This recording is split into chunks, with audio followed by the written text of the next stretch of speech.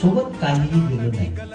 रावणाच्या सत्ता होती त्याच्याकडं, सत्ता कोणाला वाचवू शकत नाही. इंदिरा गांधी, राजीव गांधी उदाहरण आहे. कोण मारलं त्यांना? काय काय फरक पडला? वाचू एवढे मोठे पंतप्रधान होते, पुऱ्या देशाचे मालक होते, पण त्यांना ही सत्ता वाचवू शकली? रावणाकडे किती सत्ता होती? 33 कोटी देव त्यानं बंदीखान्यात कोंडले होते. आणि तुम्ही तो फक्त शंकराच्या डोक्यावर, पिंडीवर पाणीच टाकता. तुम्ही शंकराच्या पिंडीवर फक्त पाणीच टाकता. रावणापाशी बेल नव्हतं, फुल नव्हतं, तर त्यानं स्वतःचं शिर कापून शंकराच्या पिंडीवर अर्पण केलं होतं.